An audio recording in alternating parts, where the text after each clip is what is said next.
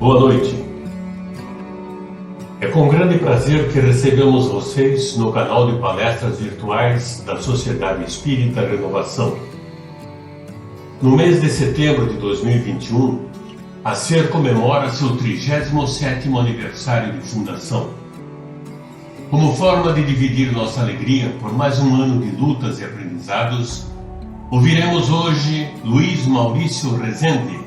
que nos trará o tema O Centro Espírita e suas múltiplas responsabilidades. Luiz Maurício é trabalhador da Sociedade Espírita Francisco de Assis, de Ponta Grossa, Paraná, onde coordena grupos de estudo e é membro do Conselho Diretivo da Casa. Auxilia nas atividades do Movimento Espírita do Paraná, na divulgação da doutrina espírita, através de cursos e palestras, como conselheiro da Federação Espírita do Paraná e como colaborador no programa radiofônico Momento Espírita. Antes de passarmos a palavra ao palestrante da noite, convido-os que nos acompanhem na leitura de uma prece. Oração no Templo Espírita, do Espírito Emmanuel, do livro O Espírito da Verdade, psicografado por Francisco Cândido Xavier. Senhor Jesus, abençoa por misericórdia o lar que nos deste ao serviço da oração. Reúne-nos a Ti em Teu amor e ensina-nos a procurar para que não nos percamos à margem do caminho. Nos instantes felizes, sê nossa força para que a alegria não nos torne ingratos e insensíveis. Nos momentos amargos, sê nosso arrimo para que a tristeza não nos faça abatidos e inúteis. Nos dias claros, concede-nos a bênção do suor do trabalho digno. Nas noites tempestuosas, esclarece-nos o espírito para que entendamos a advertência. Inclina-nos a pensar sentindo, para que não guardemos gelo no cérebro, e induze-nos a sentir pensando, para que não tenhamos fogo no coração. Ajuda-nos para que a caridade em nossa existência não seja a vaidade que dilacere os outros, e para que a humildade em nossos dias não seja orgulho rastejante. Auxilia-nos para que a nossa fé não se converta em fanatismo e para que o nosso destemor não se transforme em petulância. Amorável benfeitor, perdoa as nossas faltas. Sublime Mestre, reergue-nos para a lição. E, sobretudo, Senhor, faze que entendamos a divina vontade, a fim de que, aprendendo a servir contigo, saibamos dissolver a sombra de nossa presença na glória de tua luz. Que assim seja.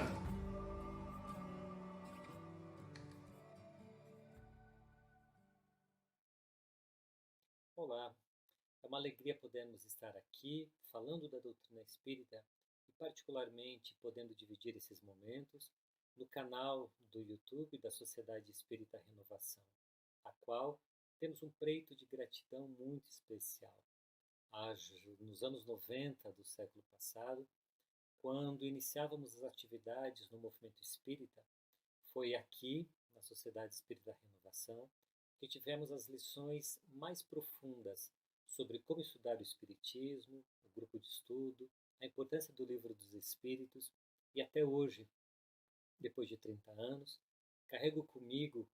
esses valores que aprendi aqui, nessa casa, a quem eu admiro, a que os laços de amizade com inúmeros dos seus trabalhadores nos prendem de maneira indelével, com lembranças suaves, felizes, e estar aqui, a fim de comemorar mais um aniversário desta casa, é uma alegria para o nosso coração.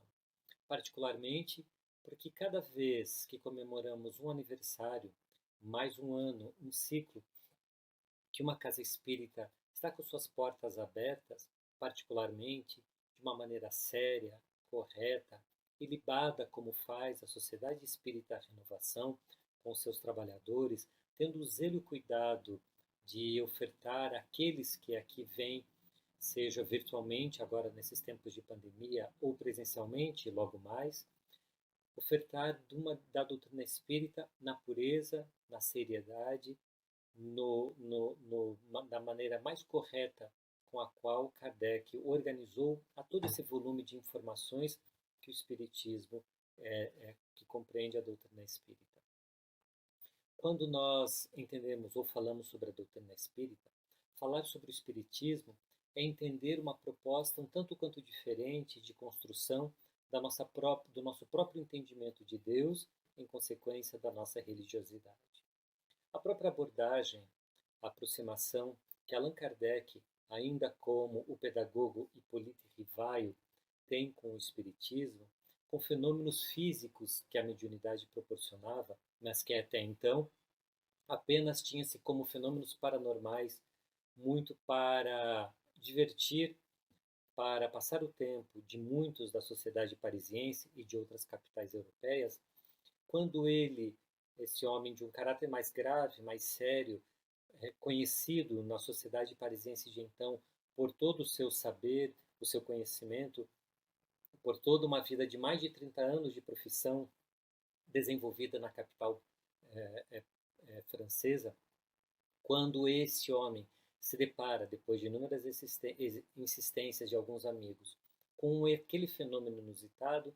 a primeira análise que ele faz é se aquilo era um embuste, um engano ou não. E uma vez convencendo-se que aquilo era verdadeiro, por força das circunstâncias e das pessoas envolvidas naquela fenomenologia, muitos dos seus conhecidos, próximos e amigos de muitos anos, ele analisa então o fenômeno em si, entendendo ele não ser falso, não ser uma pilhera. E então vai buscar as causas desse fenômeno e percebe que o próprio fenômeno tem condição de responder a estas causas, essas perguntas, as dúvidas que ele desdobra-se a fazer. E o fenômeno então vai explicando-lhe qual é a causa e origem do fenômeno, que são os espíritos que respondem, que os espíritos são as almas daqueles que já viveram, que a vida continua no berço que não continua após o túmulo e não só limita-se de berço a túmulo e que antecede ao berço. Então nós somos espíritos que ora estamos na erraticidade, no mundo espiritual, ora em regime de exceção no mundo material, para retornarmos para casa, o mundo espiritual, neste processo de vir à vida, encarnar, vivenciar as vicissitudes, as agruras, as dificuldades de um corpo físico, desvincular-se desse corpo físico para voltar para casa. Carregando então tudo aquilo que fizemos, tudo aquilo que vivenciamos, os tesouros ou não tão nobres assim valores, que agora então dormitam em nosso coração. E carregamos as consequências, as benesses ou as dificuldades daquilo que amealhamos ao longo dessa experiência terrena, voltando para o mundo espiritual, para logo mais então, num processo de aprendizagem, reflexão, programar em um momento auspicioso a próxima reencarnação, a próxima experiência terrena, para e passo nesse processo evolutivo, que não retroage, sempre melhorando até chegarmos à perfeição. Em suma, quando ele desdobra-se, quando Allan Kardec desdobra-se nessas informações que os espíritos trazem, ele percebe ali todo um bojo de informações, de uma tese, de teorias, que caberia a ele, então, sistematizar, organizar.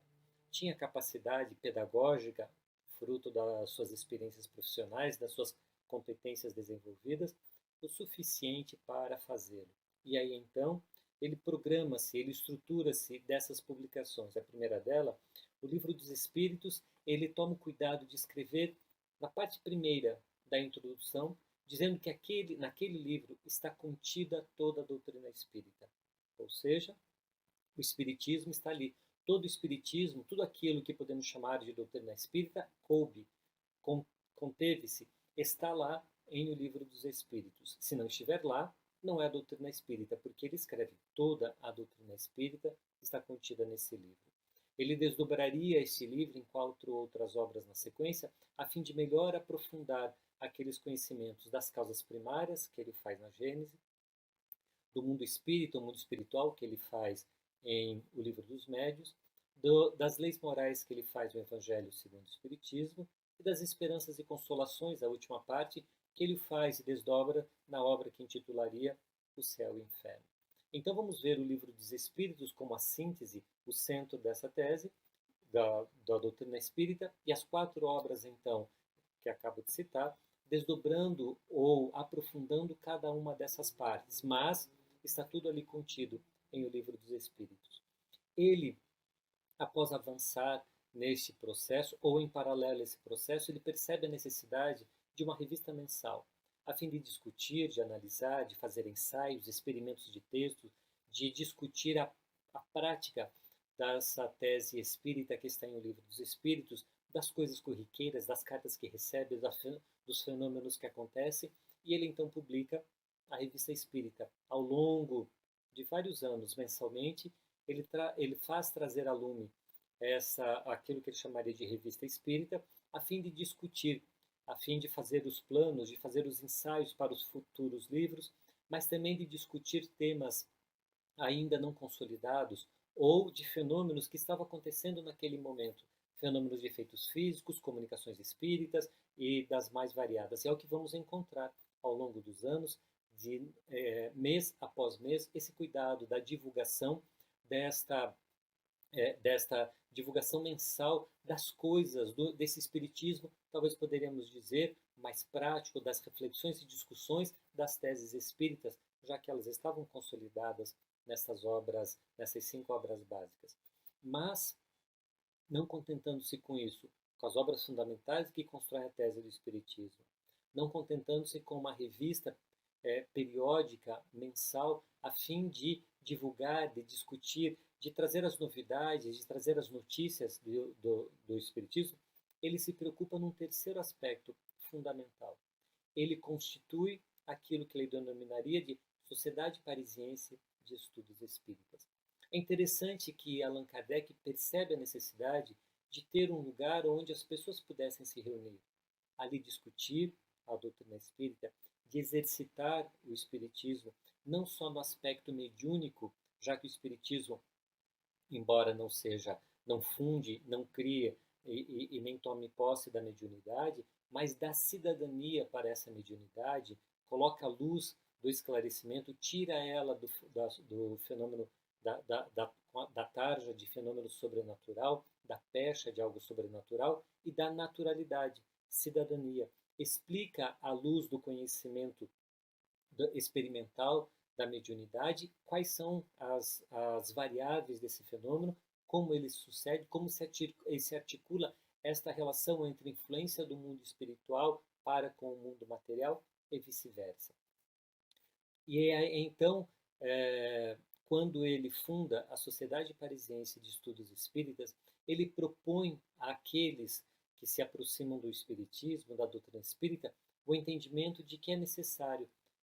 formar-se esse núcleo de reunião de espíritas, para que pudéssemos então vivenciar o espiritismo nessa célula máter do ensaio, não só das coisas espíritas, como da mediunidade ou dos conceitos técnicos, teóricos, intelectuais do espiritismo, mas particularmente da vivência espírita entre os espíritas. Funda-se ali então o primeiro centro espírita. E ainda em vida, Kardec tem a oportunidade de visitar e receber correspondência de inúmeras casas espíritas, não só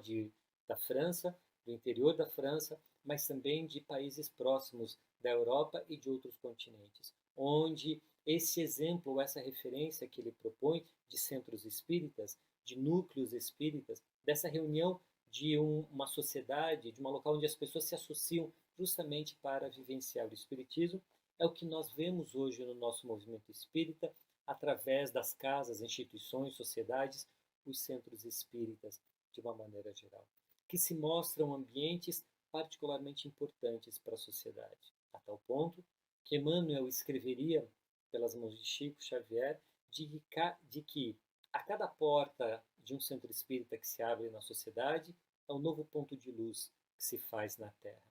Porque é a luz, e essa figura metafórica que Emmanuel fala, em algum momento ela é uma metáfora quando diz que é a luz do conhecimento. É a luz que esparge a informação espírita, o conhecimento que esclarece, mas ela também pode ser luz em termos de psíquico, em termos de vibração espiritual, pois que nessa casa, nesse ponto, nesse centro espírita, nós também vamos encontrar o fomento e o desenvolvimento de um psiquismo diferenciado em relação à atmosfera da Terra. E ali então, comparando-se fluidicamente, ali será um ponto de luz em relação ao psiquismo do orbe. Mas João Cleofas escreve, através de Divaldo Franco, no livro Suave Luz nas Sombras, de que um centro espírita ele tem 4 características fundamentais. A primeira delas, coloca João Cleofas, um centro espírita é um hospital. Nós podemos encarar esse hospital de 2 maneiras. De que a casa espírita, efetivamente, é um hospital de encarnados, porque são muitos que vêm à casa espírita alquebrados, da alma ou do corpo, ou ambos, que vêm buscar na casa espírita o remédio para as suas ansiedades, as suas dores, as suas dificuldades, os seus problemas psicológicos, psiquiátricos, que, atendidos em paralelo com os cuidados médicos, psicológicos, conforme a situação, eles podem, junto com a terapia espírita, obter o sucesso de melhora, de cura, de restabelecimento do equilíbrio daqueles que vêm buscar a casa espírita. E nesse aspecto de hospital, a casa espírita ela utiliza-se da terapia, da manipulação dos fluidos a partir do passe e da distribuição de água fluidificada.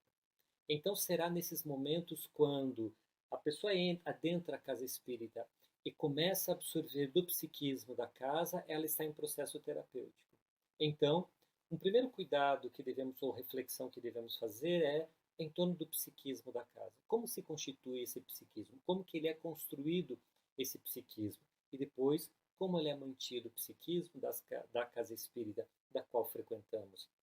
É natural, e vamos ler isso em A Gênese, que um ambiente psíquico de qualquer lugar, desde o nosso psiquismo individual, da nossa aura, do nosso perispírito, até o psiquismo da nossa casa, até o do nosso país, ou mesmo do planeta em que habitamos, ele se dá pela constituição ou pela somatória dos sentimentos, das emoções, dos valores, das ações daqueles que compõem esse determinado ambiente, seja do nosso planeta,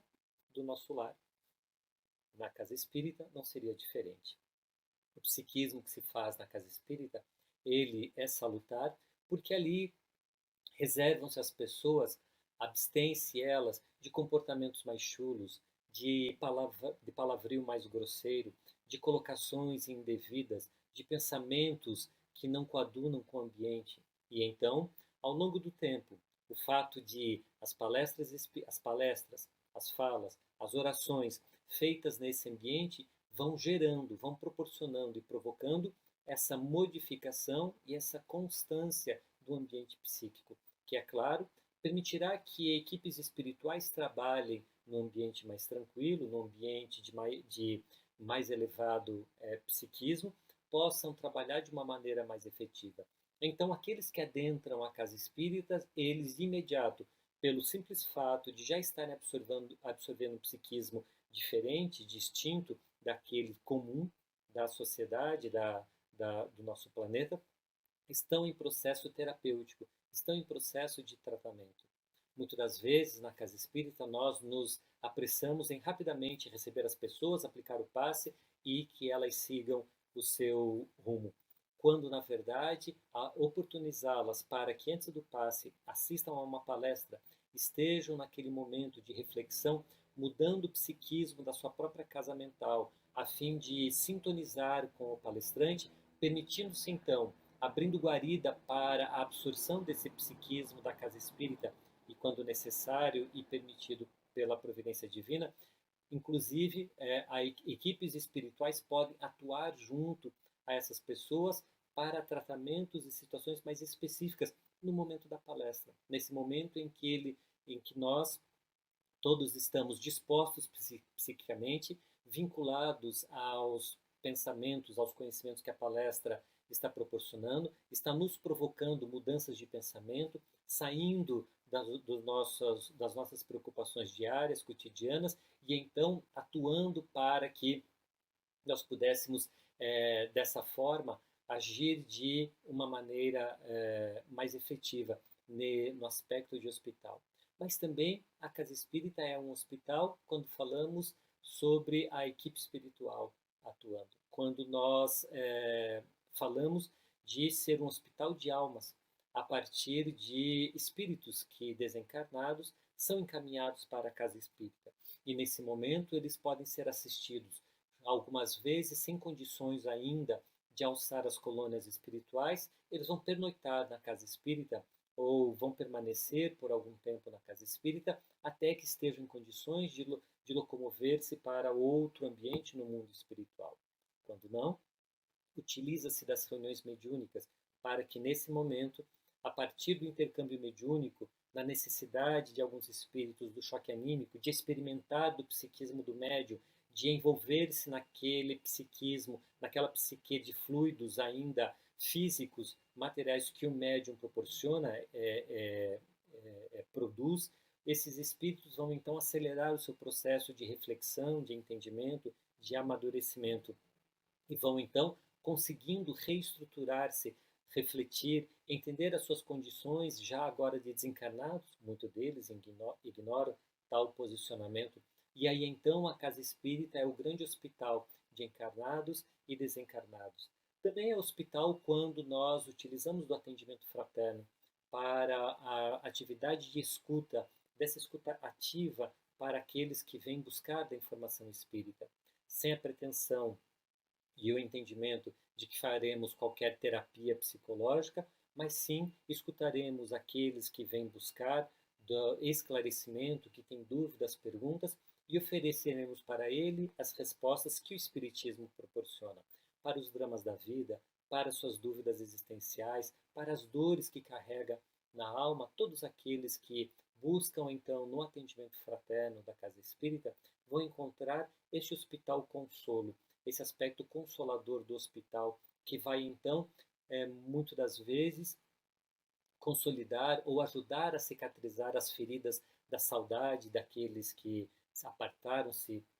dos seus amores pelo fenômeno da desencarnação, ou daqueles que não entendem muito bem os porquês da vida, da existência, a doença que lhe chega, ou os reveses financeiros, as dores das traições deste ou daquele amigo, amor, parente. E então a doutrina espírita, através desse atendimento fraterno, desse diálogo amoroso, vai esclarecer, dando então o consolo, o amparo, como bálsamo, como remédio a esses corações aflitos. Mas João Cleófas coloca um outro propósito para a Casa Espírita. Diz que, além de hospital, a Casa Espírita é uma escola. Escola é aquele ambiente, de uma maneira geral, onde aprendemos alguma coisa, onde vamos nos escolarizar, onde vamos nos instruir. E a doutrina espírita, ela nos instrui a respeito das leis de Deus. O que o Espiritismo oferece é o seu olhar em torno das leis de Deus. Avançando um pouco em torno daquilo que Jesus nos coloca, não trazendo nenhuma novidade, mas avançando nos conceitos. Os pilares da doutrina espírita são os pilares do cristianismo, ou a doutrina espírita baseia-se nos pilares do cristianismo em termos de valores morais, porque é Jesus a referência maior para todos nós quando falamos de comportamento moral e de valores morais, que são, em suma, a essência das leis de Deus, as leis de amor. E o Espiritismo, ele então, ao nos oferecer alguns conceitos como o entendimento de Deus como causa primária, o entendimento da reencarnação como processo de evolução de todos nós, onde somos criados simples e ignorantes, e de reencarnação em reencarnação, vamos aproveitando, amealhando informações, conhecimentos, aprendendo intelectual e moralmente os valores do coração, os conceitos da mente, eles vão se reestruturando, consolidando a partir desses processos reencarnatórios. E então, nós vamos, a partir disso, consolidando essas informações, entendendo isto do conceito do entendimento de Deus, do entendimento da reencarnação, mas também da pluralidade dos mundos habitados, porque muitas das vezes as teses materialistas que encontramos, elas se deparam ou questionam exatamente isso. Afinal, por que se há um Deus, por que ele cria bilhões de galáxias, galáxias com bilhões de sistemas solares e uma poeirinha de um planeta pouco significante, de um sistema solar pouco significante, a vida inteligente se faz. A cereja do bolo, o grande ápice da evolução da vida na Terra, que é o homem, o ser humano, se dá somente aí. Então,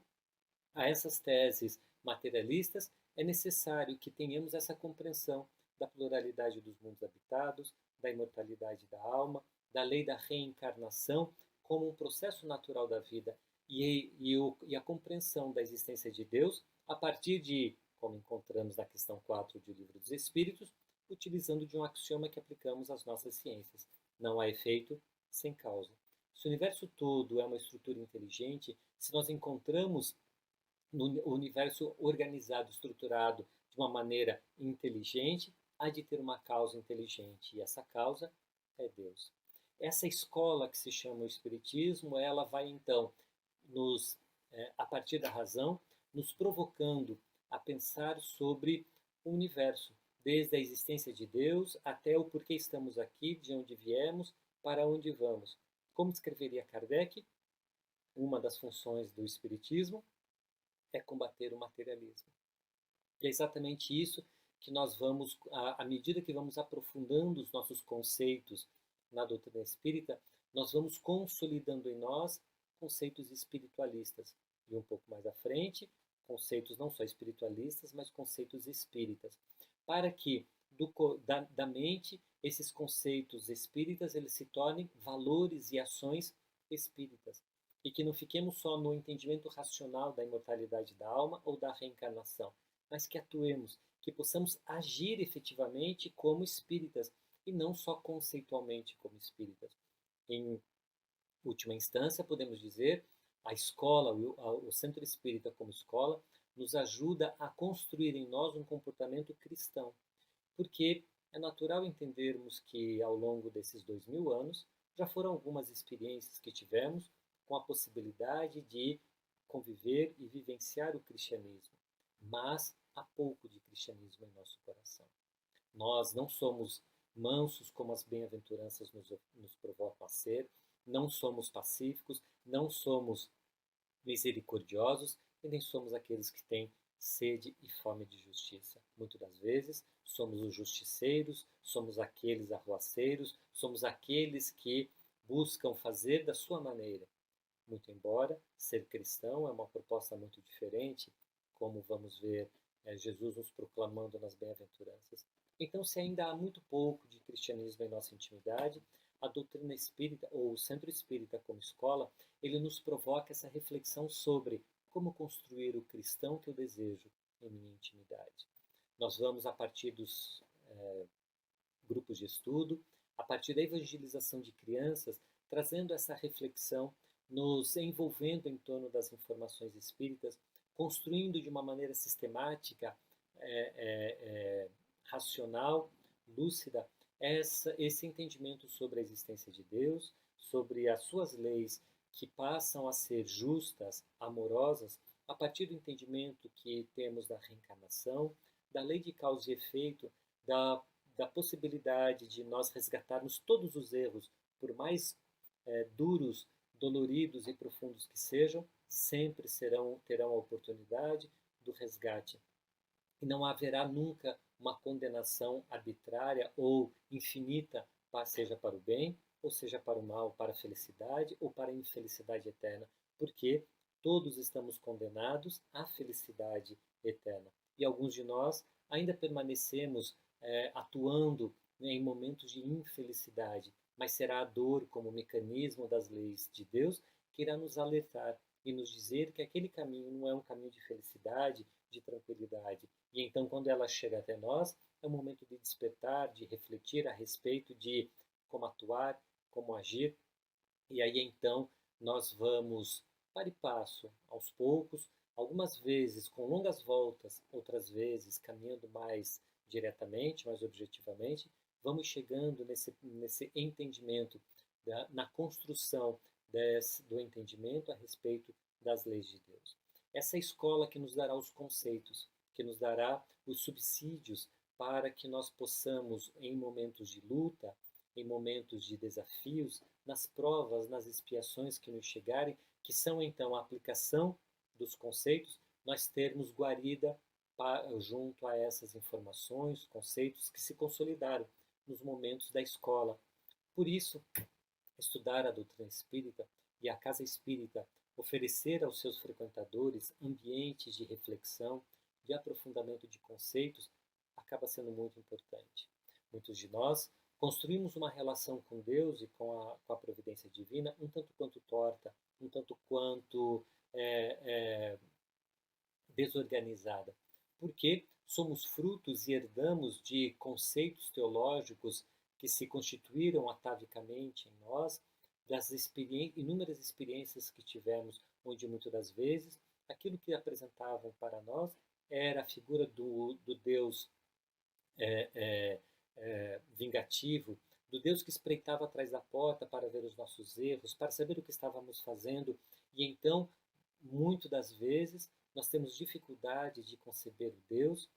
conforme Jesus nos apresentou, como o Pai de todos nós, que está nos céus, olhando e amparando a cada um de nós. Temos dificuldade de compreender Deus como aquele Pai que ampara o pássaro do céu, que mesmo não semeando e não colhendo, não lhe falta alimento, e mesmo como os lírios dos campos, que não tecem e nem fiam, tem veste mais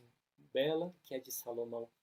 Essa bondade, essa generosidade da providência divina com que Jesus nos oferece, nós temos dificuldade de conceber que ela chegue até nós, porque nos acostumamos ao longo das reencarnações a compreender esse Deus como um Deus que castiga. E quantas vezes não somos nós a explicar para as nossas crianças, para os nossos pequenos, não faça isso, porque Deus castiga. O que é uma grande mentira, porque Deus não castiga. Melhor seria dizer, não faça isso, porque não será bom para você. Você arcará com consequências que muitas das vezes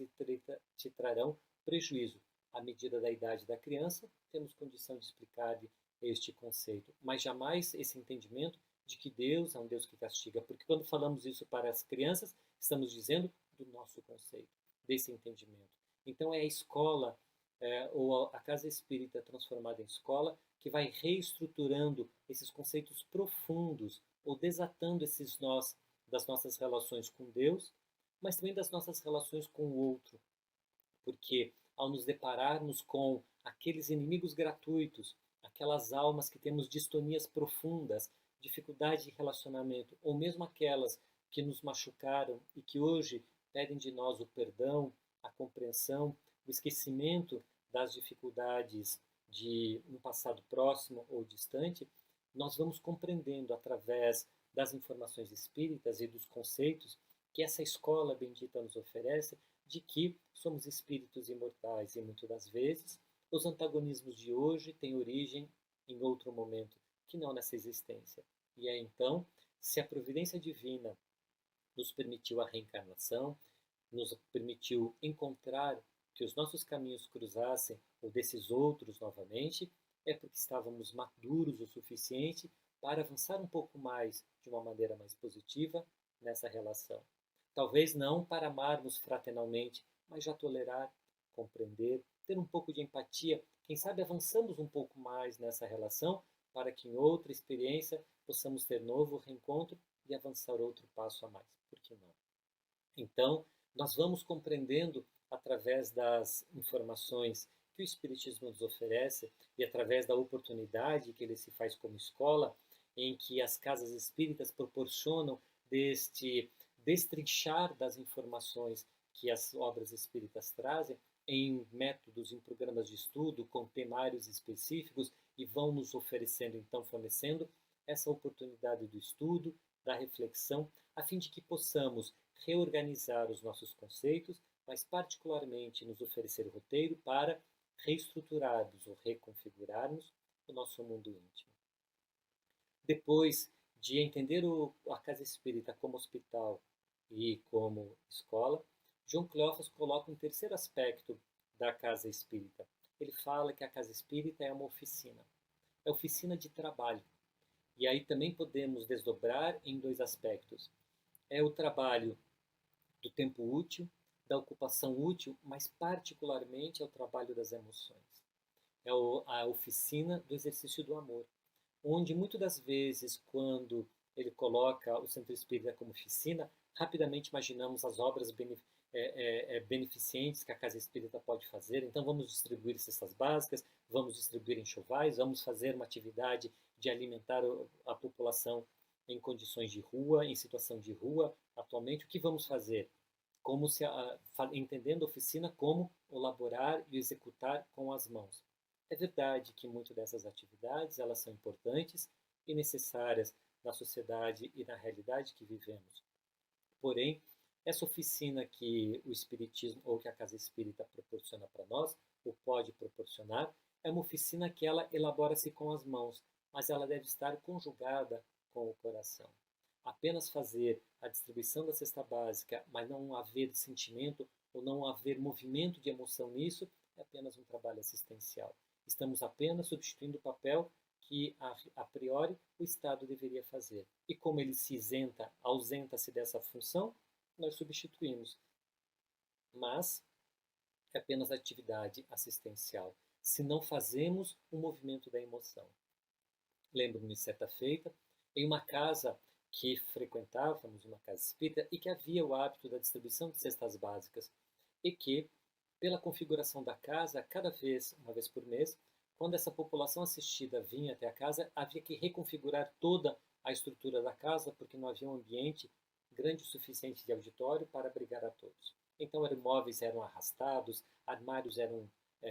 movimentados, e então buscava-se todas as cadeiras da casa a fim de fazer um auditório maior, e havia uma explanação do Evangelho naquele momento. E as pessoas ficavam ali por meia hora, 40 minutos, e a posteriori eles recebiam, aqueles cadastrados, a cesta básica. Até que determinado participante da casa sugere, e por que nós então não distribuímos isso na calçada? E evita de todo esse movimento, nos dá menos trabalho. Fisicamente, é verdade que daria menos trabalho. Porém, essas pessoas, elas não teriam a possibilidade de entrar à casa espírita, de encharcar-se com aquele psiquismo benéfico, de ter o tratamento espiritual que é possível de se ter dentro da casa espírita,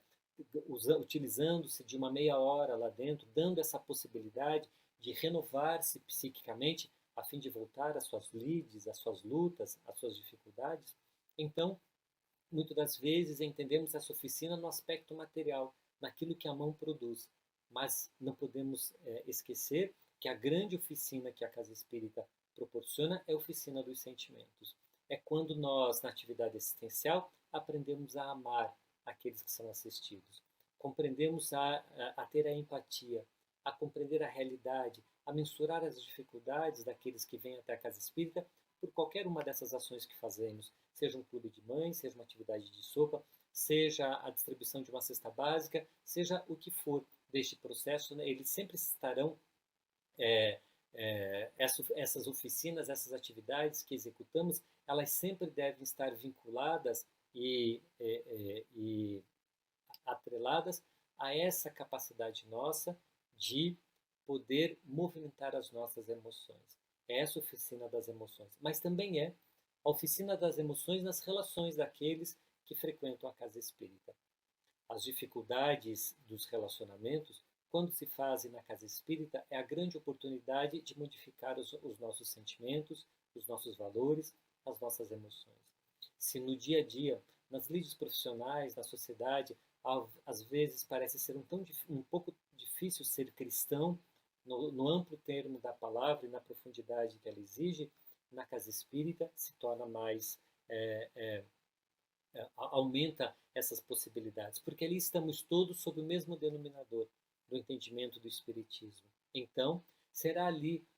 que nos é dada a oportunidade de vivenciar efetivamente a fraternidade, a compreensão, a empatia. Se alguma dificuldade há entre nós, entre aqueles trabalhadores espíritas, será na casa espírita o melhor ambiente e as melhores possibilidades para enfrentarmos essas dificuldades, eliminando do nosso vocabulário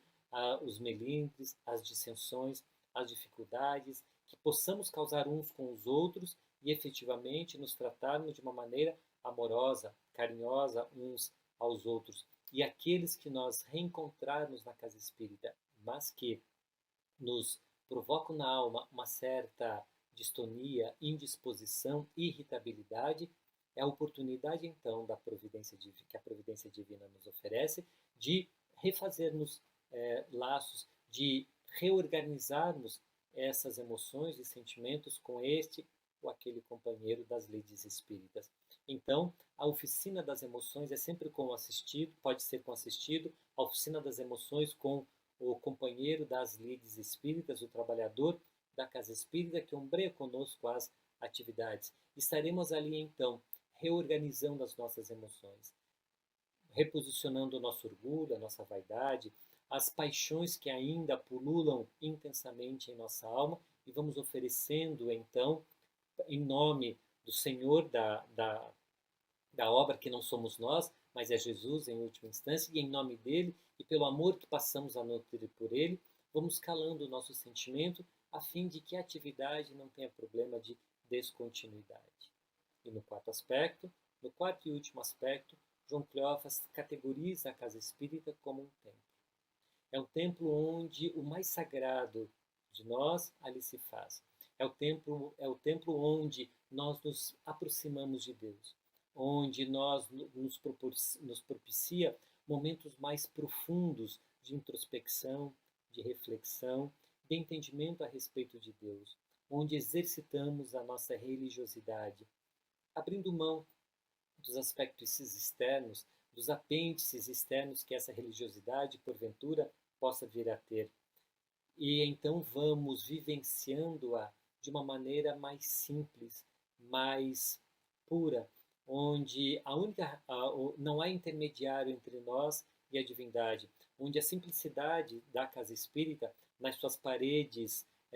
onde dispensa-se figuras ou imagens, onde no seu mobiliário dispensa-se qualquer aparato ritualístico, onde nós vamos encontrar essa simplicidade que nos provoca o reencontro com Deus na nossa intimidade. Porque o grande templo